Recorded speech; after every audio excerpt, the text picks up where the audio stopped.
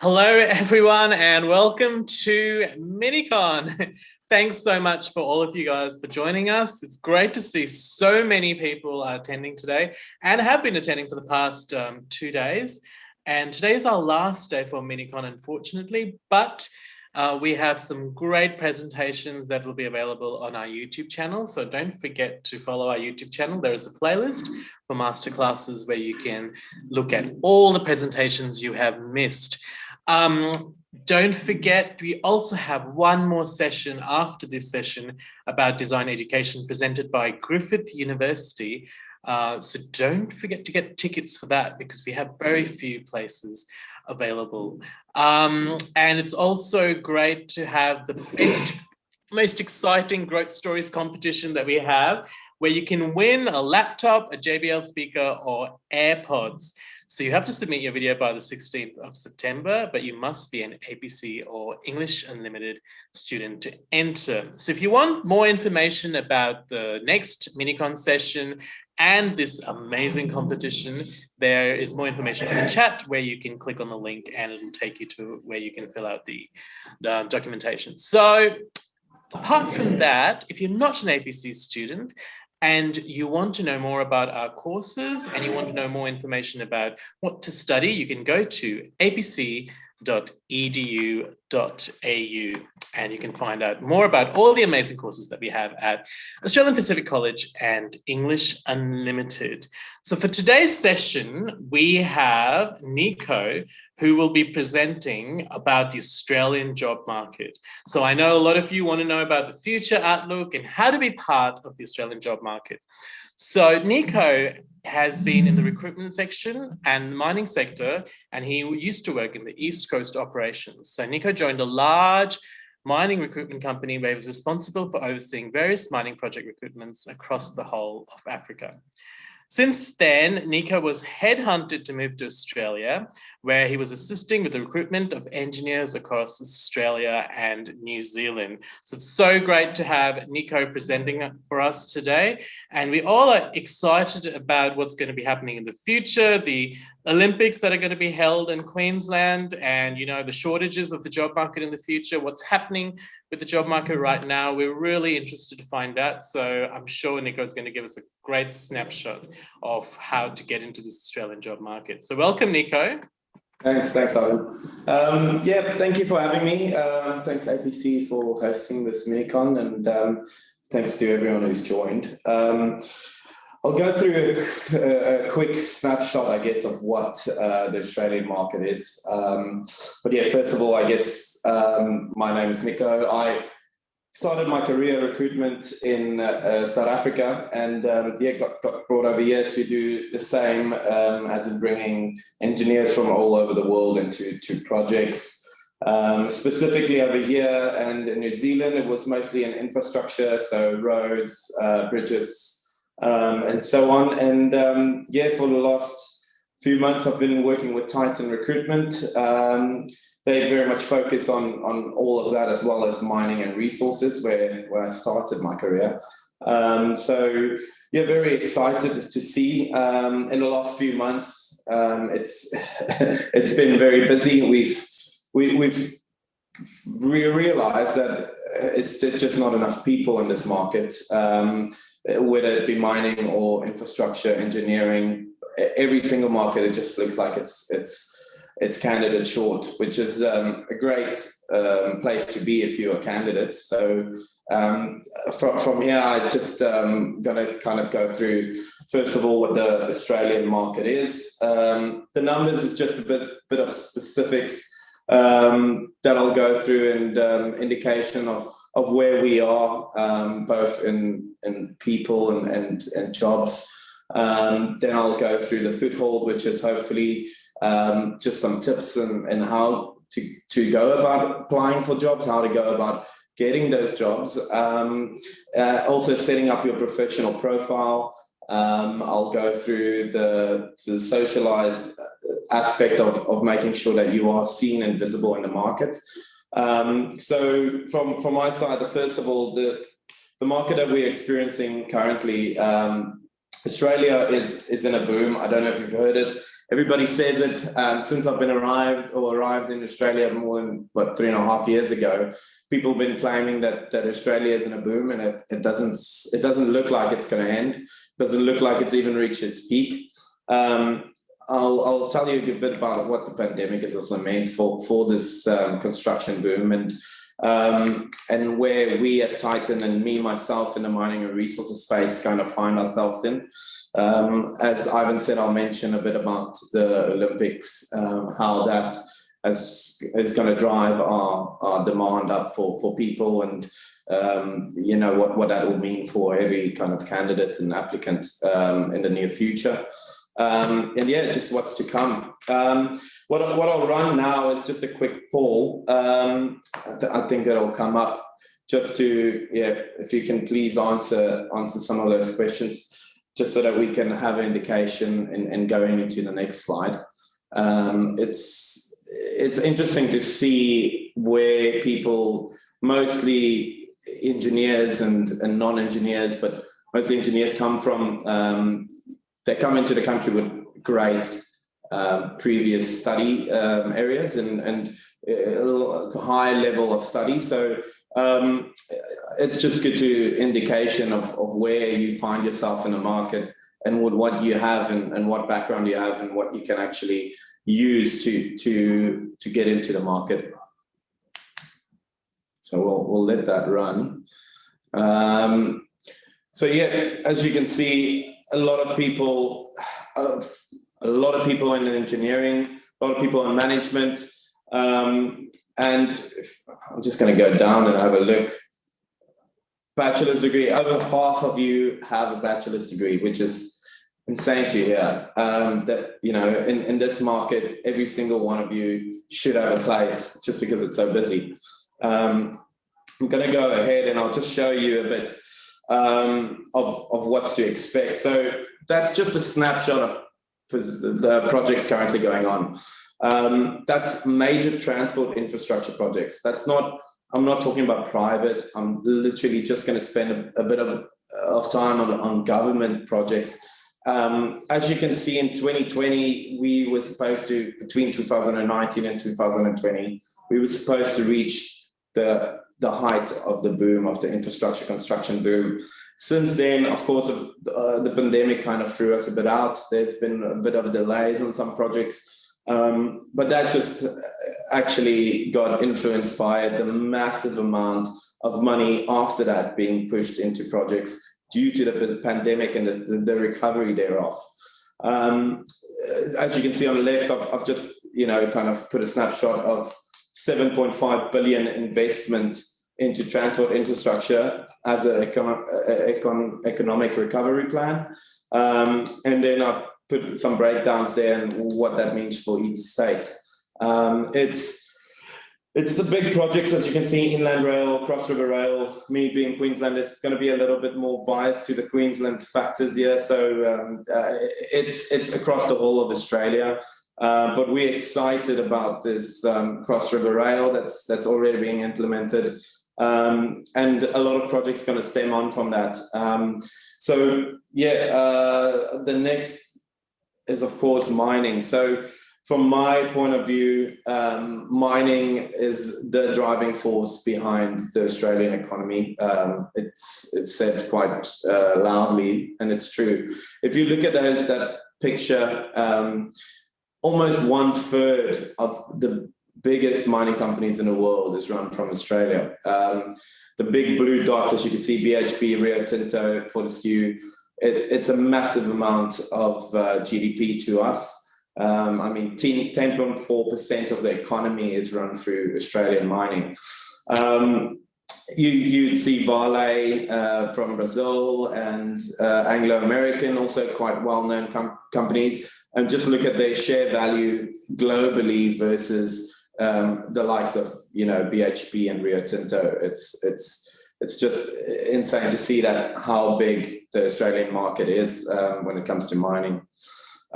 What this means is it drives the GDP, it drives the government's incentive to spend money because they have money. As you can see, the data actually shows that the overall economy might have shrank, but the mining industry actually increased by almost 5%. So what this entails is Queensland unemployment. Like I said, I'll probably focus a bit more on Queensland, not to be too biased, but that's just where I find myself and where we find ourselves first. So unemployment rates, you could see the big growth happening over July the 20th and January, up until January, and then the massive drop to actually be better than pre-COVID. There's a further investment of additionally of $14 billion to accelerate. As I said, they'll invest in, and the reason government actually invest in projects like infrastructure is because it's the quickest and easiest way to drive up jobs, to drive up spending, to drive up the economy, to basically just get people back to work. So we find ourselves in this massive rise of jobs. Like I said, there's these projects, and this is just infrastructure projects would further 40,000 jobs that's going to come into our market. Then the Olympics, we went out to quite a few of our clients when it was announced, and just try to grasp what it would mean, and everybody was pretty excited, as are we. I think with this construction boom, they're talking about another 7 to 10 years of massive work going around. Then you throw that Olympic bit in there, and what we've won, the amount of work that needs to be done for preparation. As you can see, that was a quote from Mike Gillen, who's a director at ACOM, which is fairly very invested in Brisbane and the city growth and development stages. So it's very exciting for us. We will see more jobs coming from that. We will see more people wanting to come here. And then, as I said, this is all government spend. As soon as the government spends money, that just increases public spending and private spending. So, private companies, we can see a big indicator of that is the Queen's Wharf. If you're familiar with Brisbane, that's a $5 billion development with a casino and hotels and, accommodation. Things like that is going to increase just because there's going to be a big, requirement for the Olympic, for most tourists to come over. So yeah, we're very excited about the Olympics and what that would mean for us as well. Sorry, I'll just go back. So with the numbers, as I said, I'll give you some statistics. From my side, it's a very busy. We've got a lot of job ads on as a recruitment agency, you would know.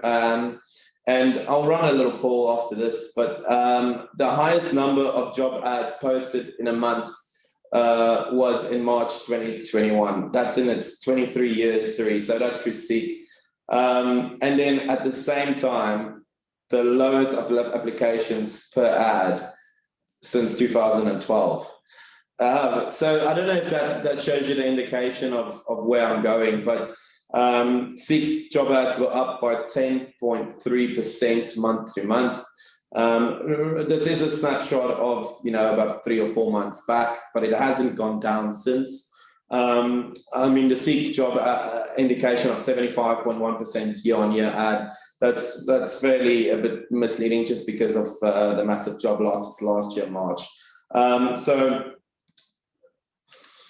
again, this is just job vacancies. The numbers there speak for itself. Having over 350,000 jobs in total, that's in 1 month a snapshot. That's almost 2%, is it 2% or 1.5% of the whole country in population, just in jobs that's available. So what is actually happening here is not just people, not just the amount of job that's going on, as I said, from growth in GDP and public and private spending. It's actually also due to the lack of amount of migrants coming in. So on the next slide, I'll show you just a drop. As you know, Australia is built on migration. It's the reason it's booming. It's the reason that it's this amount of good GDP and drive in the workforce. It's you know, over 29% of Australia. Oh yeah, 29% of the Australian population is born overseas.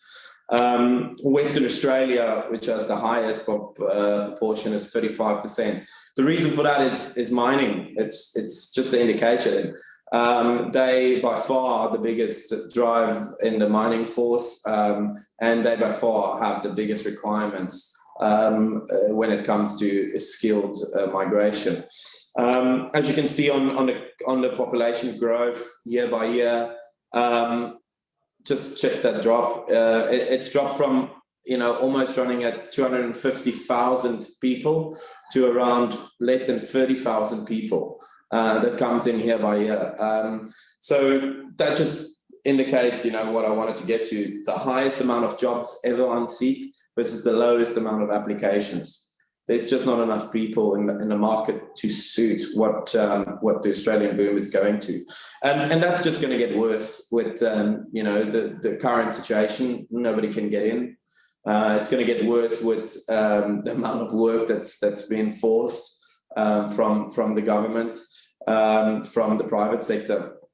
So yeah, from here we're going to go into the foothold. I'm going to just, you know, I've kind of listed what's the market is like, and hopefully you guys are excited as we are about how much work is going on. Hopefully I can give you in this section just a bit more tips on where to go, how to apply for work, some tips, and also, you know, I guess show you some indications of where you can go for help. So I'll run a poll here. It's just wanted to see, I guess, where you guys apply for work, and you know, I think there's a multiple choice. So first of all, I guess choose where you go. If you go to all of them, choose to the one that you go mostly or most regularly when you do look for work. There's no right or wrong place. It's just a good indication, I guess, for us as recruiters as well. You know, to know where the best place people outside or the applicants look to apply for these roles.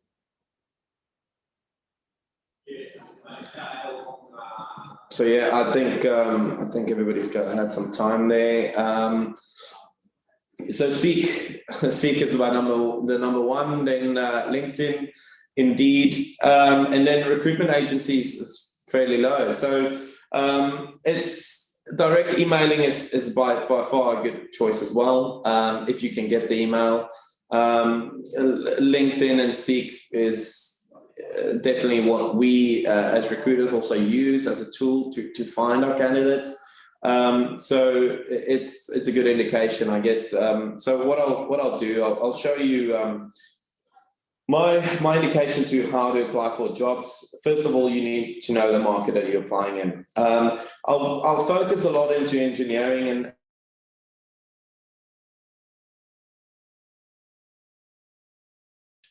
it's also where you know, we currently work in. But you got to learn to know your industry. The best idea is Google and understanding, you know, exactly what projects are going on, understanding who's the main players in the game. As I showed you, Rio Tinto, BHP, Fortescue Metals, they are the three biggest ones, but there's almost, you know, 1,000 other companies that does mining or consultancy to mining, or you know, just the different amounts of work to mining, and what mining brings into that is phenomenal. So for me, it's if each one of you know exactly, and you can list the top 5, top 10, top 15 companies that you want to work with. and start with that, and then have a second list of top 5, top 10, top 15 companies that looks exciting or is out on the market, and just understand, I guess, who these companies are first of all, and then basically track yourself on making sure that you get visibility of their projects, their hiring managers, who's the right person to talk to. Market research goes very far, especially once, let's say in a few months' time, you actually get in front of someone and you sit and have that conversation. All those things will come up again, and the visibility that you have of their projects, of who they are, what's their mission statement, what's their plans in the future. If you know that things, it goes so far to a hiring manager that you definitely be on top of his list. The second thing is requirements for engineers. There's vet assessment skills. There's a lot of requirements, I guess, when it comes to engineers. Know that you got to know what is required in regards to being an engineer in Australia, to sign off on things, what you can and can't do, and what limitations that would put on your application, and what you could do to actually change those limitations.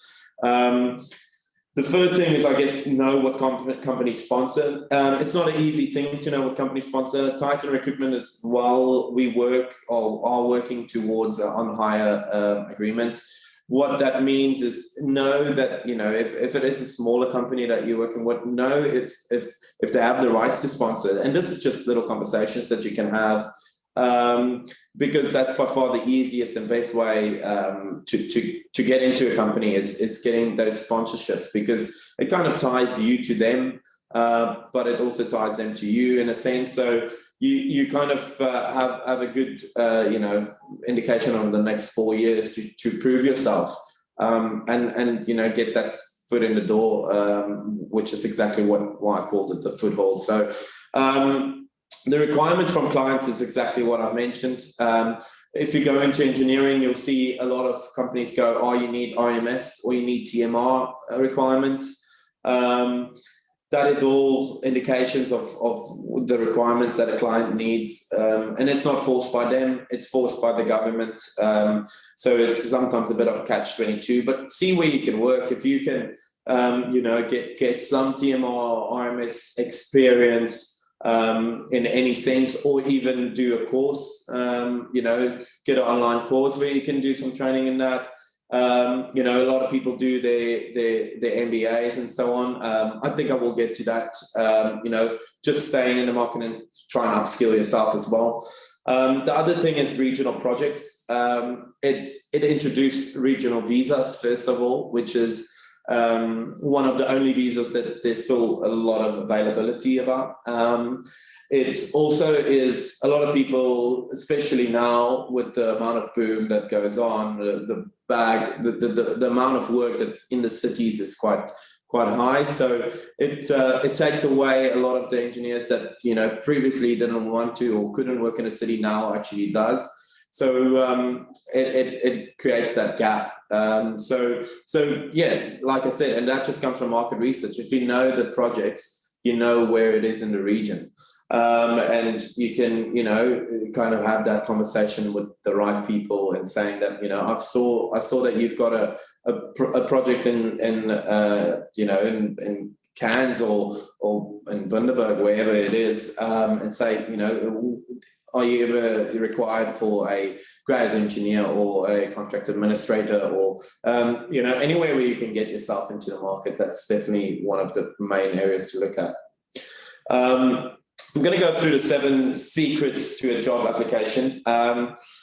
This is my 7 secrets. It's something that's helped quite a lot of engineers that's come over, specifically that's been pushed across to me from my connections in South Africa. A lot of people come over searching for work, also from the UK and so on. So my first secret would be apply for the right jobs. I know a lot of people apply for anything because they feel like they just want to get into any job. That's not the right approach. I think personally, if you know, again, list out your market, list out your 5, 10, 15 companies. Apply for the right type of jobs. Make sure that you've read that specification, job specification pretty well. You know what they want and that you could do that job. Then the second thing is keep a record. Know exactly where you've applied, when you applied, and to what degree. The third thing is asking for feedback. And everybody has a right to feedback. You should get feedback for every application. Us as recruiters, we pride ourselves in trying to get that feedback to our candidates. Sometimes it's hard to get the feedback from the clients, but you know, from us, it's a very it's a necessity to get the right feedback to the candidates, because they need to know exactly, you know, what they need to do next time. And that's, you know, my fourth point, trying to do something different the next time, whether that be you know, changing your CV. I feel you need to change your CV for every application. You need to have the front page you know, written up exactly, the cover page written up exactly for that job. Whether that is contacting the hiring manager or the recruiter before you actually apply, to just state yourself and talk about it. It actually puts you across differently. You know, in the last 7 years doing recruitment, every time someone has called me before they applied, I've looked out for their CV. It just makes sense. It puts you at a whole different light than other people applying. Then I'll go through the job seekers challenge in a bit. It's the best way of getting a job is go sitting in front of someone. My number one, and you can ask most of the engineers that I've placed that's come over here, is I tell them, and it's a bit of a scary task, but if you go sit in front of someone, if you actually make that time, and it's a bit harder with the pandemic, with lockdowns in different states. You know, here in Queensland, it's a bit opener, but you can also do that digitally, you know, asking for a coffee, a catch up. In my personal opinion, people are more likely to want to help than not. So trying to have a coffee with someone, whether it be a recruiter, whether it be a hiring manager, whether it be, you know, someone in the company, even that can't get you a job, just try and get in front of people and, you know, get yourself across to them. Again, don't wait until the job is available. That's why I said, you know, apply for the right jobs, but also if you do that 5, 10, 15 companies that you want to work for and you don't see a job on there, don't just sit down, oh, they don't have a job for me. Make sure that you get your CV to that hiring manager. Again, keep a record of where it goes to, so that in 2 weeks, if you haven't heard back or you didn't call in front, you know, front up, did the call, did something different, in 2 weeks' time, call them, ask, have you seen my CV? Another 2 weeks go by, you know, send them an email, hi, I just wanted to catch up, hope everything's well. Have you had time to look at my CV? I'm really, you know, keen to join your company. I've been following this project. I've been, again, market research. If you can bring all those things together, it works and you will get a job. It's simple as that. It's your job search needs to be your job for the next, you know, 4 weeks to 2 months. And if you do all these things, you know, right, the chances are that you're going to get a job, especially in what you want to do. The last thing is, like, finally, is just keep going. It's a hard task, and it's daunting, and it's sometimes, you know, you get scared, and you also get disheartened by not getting feedback. And a lot of time people think it's their own fault. You know, the reason you don't get feedback is not always your own fault. It's not actually, you know, if you don't get feedback, there's a lot of players that actually prevents you from actually being an applicant. There might be more suitable applicant. They might have raised the job and then somebody internally put their hands up. So don't get disheartened by, you know, not getting the job. But if you take control and you keep a record of what you're doing, you know, you at least have a sense of, you know where your application is, and then you can also chase for feedback because you know where to chase for feedback. Yeah, again, the coffee meet, I said I'll get back to it. Face-to-face or digitally, just focus on meeting people. You know, it's very much an indication to me how driven people are to get into the job market. If they ask me to meet up for coffee, in the last few weeks, I think just before the last lockdown here in Brisbane, I met up with quite a few graduates, graduate designers and mechanical drafters and so on. And, you know, it's to me, it just shows how driven they are to get in the market. And we go out of our way for people like that because we know our clients would like that. And, you know, it's a client would also love people who are driven, especially when they come, you know, that excitement when they get their first job is also a good driver to get yourself involved. So yeah, nervous, be brave. As I said, it's sometimes daunting to do this, but go sit in front of the reception, wait for someone to see you. If you've got the guts, you'll get the job. So show that you are knowledgeable, express why you love the company. Again, market research. I've went over all of these things. The number one thing is connecting over something shared. Don't just go, oh, I want a job. You can be honest, saying I am looking for a job, but I saw, oh, you studied a project management course there. I'm doing mine. Say, you know, you've done an MBA, or you've been, you know, working on that project in Peru. You know, I've got a background in Peru, but you know, wherever you can find resemblance, even if it's through a mutual connection on LinkedIn, try and do that. If you know someone that's got a job, if you know, are friends with someone, get a job, go through that way. You know, try and broaden yourselves in any social way that you can to get in front of as many people as you can and buy them a coffee. So yeah, stay in contact with them regularly and always follow up with a thank you note. And if it leads to anything or not, just stay in contact with them. From a LinkedIn perspective, you know, connection, set up meetings via platforms, engage. Again, it's just making sure that the more you are engaged on LinkedIn and, you know, putting posts out there, you know, following up on companies, follow their companies, look at their posts, not just their jobs, look at their projects post, look at their, you know, a lot of them would post about, oh, are you okay days, comment on that, be engaging, because, you know, the more times they see your name, the next time you apply, they're like, oh, I know that person. It's just a way to keep in touch.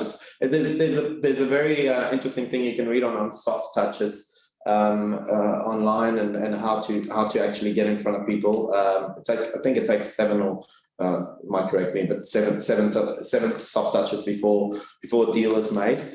And then, yeah, constantly improve. As I said, you know, the product management courses, MBAs, whether you need to improve your communication skills. And you know, that happens a lot with a lot of graduate engineers that we've had, that, you know, the client come back to us and said, oh, you know, the English just wasn't good enough. Try and improve your English, have more interviews, even if it's with friends. Try and, you know, do more English courses or whatever helps, I guess, in getting your communication in English better.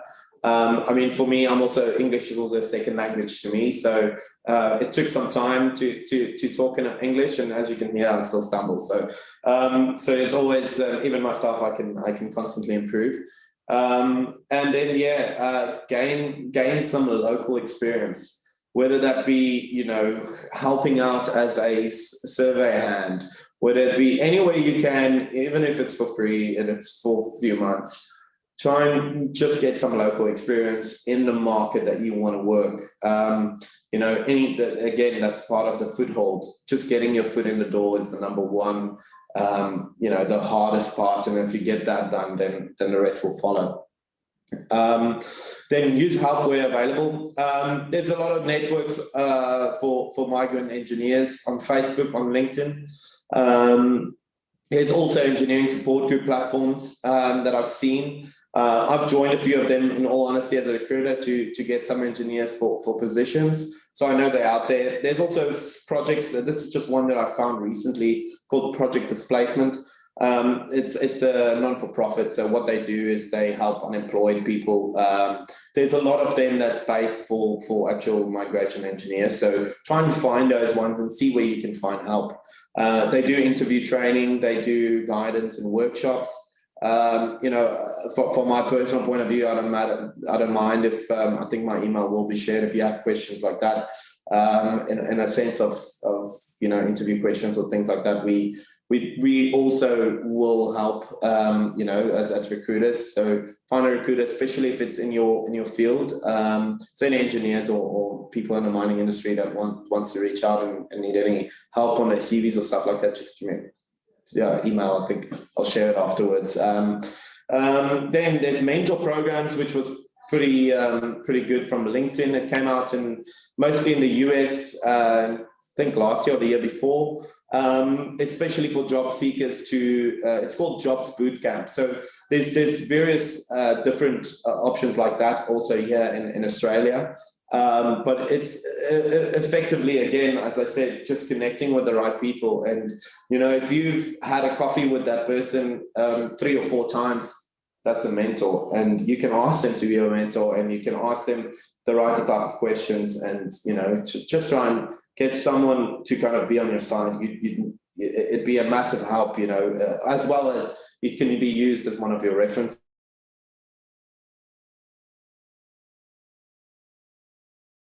And I feel there's a lot of time that could be spent on this. There's almost another webinar that could be spent on this. But yeah, it's basically just setting up your open to new opportunities. If you don't know how to do that, it's fairly easy. Google it. This is on LinkedIn. There's also a new thing called a banner that you can put around your profile saying open to work. First of all, make sure that your LinkedIn is professional. You've got a professional heading, you've got a professional profile picture, you've got relevant and sufficient information. That first blurb, just under your name, just describe exactly what you're looking for, what you've done. And then, it's because that's the thing that first pops up on recruiters when they see your face and they see exactly what you've done. So again, connect with the right people and add notes. So if you've got a second connection, I think up to third even, you can do quite a lot up into a month. I think 150 connections a month or something. So connect as much as you can until LinkedIn tell you you're not allowed to anymore. Then wait for a few weeks and then do it again. So connect with the right people in the market, connect with the hiring managers, know who's the project manager of a project, connect with them, add a note, say, I'm this and this and this, I'm really, interested in the company, I see you on this project, good luck. Don't ask straight away, ask straight away, oh, do you have a job for me? Get that connection, ask for coffee. You never know where it would lead. And then add current contact details. It's always good to add your email and your number. Excuse me. It just helps people get in contact with you a bit better. With resume writing, as I said, if you have questions, there's a lot of companies that helps with this. Even the word templates, they're really good. Make sure that you've got, like I said, 5 to 10 seconds to impress. That's your little bio at the top, whether that be on LinkedIn or whether that be on your resume. Make sure that, especially on your resume, make sure it's focused towards the company that you're applying to. And yeah, just be yourself. It's definitely the indication of who you are. The only thing that you want is you want to have that face-to-face time. So put your project experience in, get quality references. Excuse me. And yeah, as I said, tailor your cover letter per application. Then seek professional advice from a professional. Again, I said there's quite a few engineering support groups. You're welcome to copy this one. I'll share it with everyone at the end. Excuse me, I'm losing my voice. But yeah, recruiter you can register with us on Titan as well.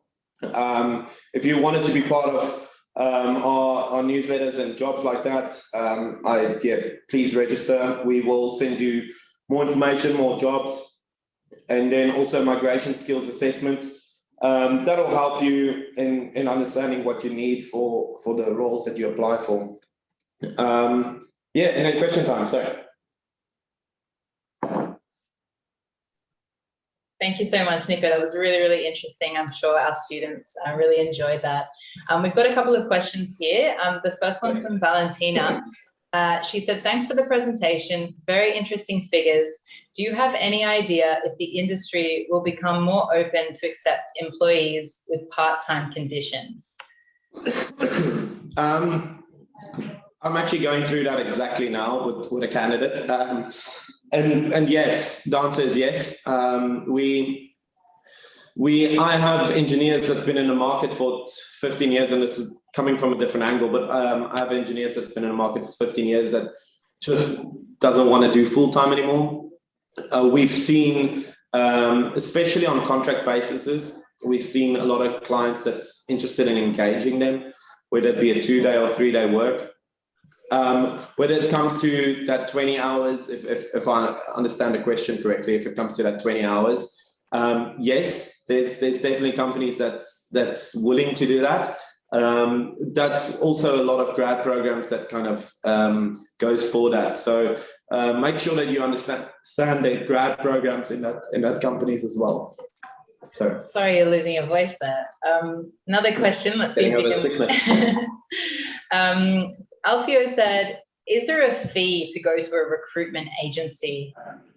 Is there a fee for the candidates? No. And they shouldn't be. So I raised it pretty quickly. Immigration agents is different, and there is different programs out there. A recruiter shouldn't ask you a fee to do a service. You normally ask the fee from the client. So no. There shouldn't be a fee. Camilla asks, she says, thanks for the great presentation. I'm a geologist. How can I convince a company to hire me if I have a student visa? As soon as I mention my visa, they always close the doors. Well, that's a hard question, and it's true. It's gonna get, and hopefully sooner than later, it's gonna get to a point where they don't have a choice. Because there's no one left. We've got a lot of geology positions as well. It's very much focused on getting in front of the person. So don't get discouraged if they say no. Keep going. Try with more, and just follow back and say, I know that you couldn't do that, and that's why we also are applying for this on-hire license, because it takes away that a lot of companies are hesitant to go into a visa program for someone, where a lot of on-hire recruitment agencies can do that on their own. So if the client are able to engage you, but it's because of your visa that they can't, then there's people like ourselves that will be the middleman and employ you through us. So understand what that means. Try and find companies like that. I'm happy for you to reach out to me, and we can have a more detailed discussion about that. Great. We've got another question here from Daniela. She asks, what kinds of questions should you be asking a recruiter before you apply for a job? Well, exactly that question that was it to Gabriella before that asked. What's the kind of standing, and would they accept me? I guess as a student. First of all, I guess understand who the client is. A lot of recruiters might not want to discuss too much because they haven't sent your CV. What I said before you sent your CV, a good indication is also to send your CV and call then. That's probably a better option than calling before you sending your CV. But it's you just want to know exactly what the role entails and what's your likeliness of getting the role, as well as how to improve your likeliness to get the role. And if there's something else in the market, or how can they help you do that with other clients? You're applying for one role, and the recruiter would look at it and go, oh, maybe she's not perfect, or he's not perfect for this role. But actually, my other client might like this person. So it's just getting in front of someone. It's having that conversation with someone. So yeah, it's just the conversation is not just about you applying for that role. It's actually you having that engagement and having that relationship with the recruiter about something else as well. Great, great. Just one last question about, are there any areas that are growing in terms of opportunities? We do have a couple of questions asking about travel and tourism and different areas. And also... Sorry, ask that again. I missed the first part. About particular areas that may be growing in opportunities. Yes, I think everywhere. it's particular areas growing. It's, as I said, look at regional areas. The regional areas that's been hit by tourism, there's a lot going on. There's ring roads being built in a lot of towns now, but also there's gas exploration projects. There's as I said, mining projects. With this also comes, as I said, there's so many little companies that has to build the infrastructure for the mine. The little towns around the mine actually has booms. There's if you're talking about cooking or being in that industry, there's a massive need for that on that mining camps. There's so much different aspects that gets driven by the bigger projects. I wouldn't say there's certain areas specifically. I think if you focus on what I've viewed, I guess, in the billions that's being spent, a lot of that money is being spent in the cities, but that just drags everyone away from the other areas that the money is already being spent. So if I understood the question correctly, I think it's pretty everywhere in any market, and mostly, like I said, try and go for those regional roles as well. Great, great. Just one last question from Laura. She basically, for our students that haven't recognized their degrees from back home, is it realistic to get a job with a vet course, or do they need to go to uni again in Australia? It is realistic. It is realistic. Whether it be the same job, I don't know. It depends on client to client specific. What I've seen a lot of people do with, I'm going to be very specific here, but what I've seen people do with mechanical engineering degrees that hasn't been recognized is they do software. So in mechanical engineering, you use certain software to do drawings and design of certain, of mechanical plant or whatever. But I've seen them do courses in these plants and then actually don't engage as an engineer, but they engage as a designer or draftsman, which, in terms of the engineering, you don't need an engineering degree to do drafting or designing. So again, just understand what, those capabilities are that you have. If you're an engineer, you would know exactly what the design background would be. You're not allowed to be an engineer, but then try and be a designer or a drafter. Try and be a surveyor. If you're a civil engineer, you can't get work because your civil engineering degree doesn't work. Try and be a surveyor. Look at areas where maybe degrees aren't specifically a necessity, and work your way into that market. It's definitely, there's a lot of people that